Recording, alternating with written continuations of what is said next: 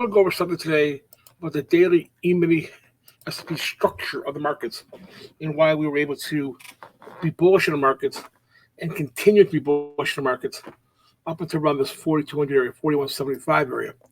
So, if we look at the market as a whole and use the newsletter, you'll notice that the market has some supply that came into the market. It's quite obvious supply, characteristic by large range, large volume, the downside. We've been in a situation where the market then goes sideways, and it's building some spacing, but it's very weak. Goes down. For the first time, we get a little rally, very nondescript because there's really no volume there, relatively like higher, but there's some volume.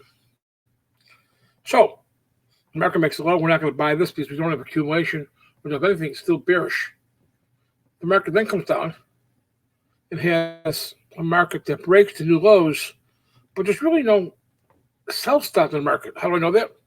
Because the market never really had volume to come into it. So, market goes back down, has a rally. Rally is not of demand quality. We're not going to buy the first rally from weakness, and we wait for a secondary test. This secondary test was really the key bar to the market. Two reasons. One, it took out any of the weak longs to try to buy this as a low. How do I know that? Increasing volume in the range.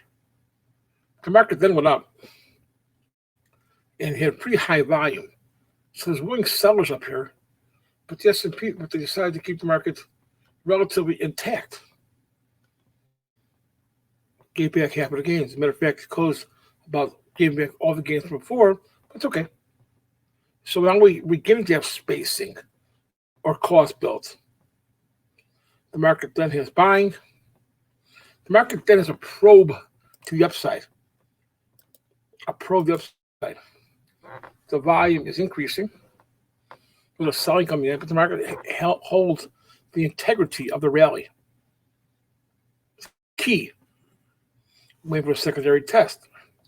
Comes back down, no volume. Goes up, there is volume, and the market is clustered, closes basically with decent volume. So the market holds up pretty well, sideways. That's what you want to see the market. Sideways reaction without the market really going down. Then, as the market has another test, this is the shorting of downward thrust or reverse trend line that I showed you guys, girls.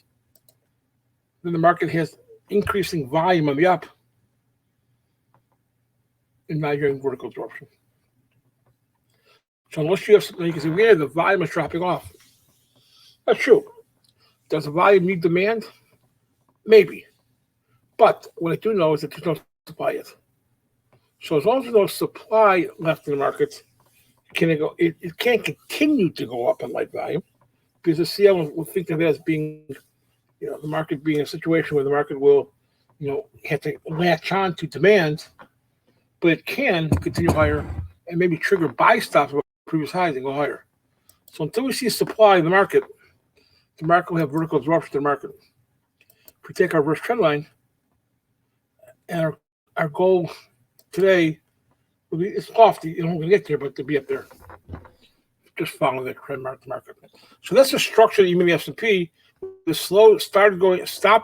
slowing down here, slowed down here, had a rally, had a successful secondary test, and now it has a reverse absorption.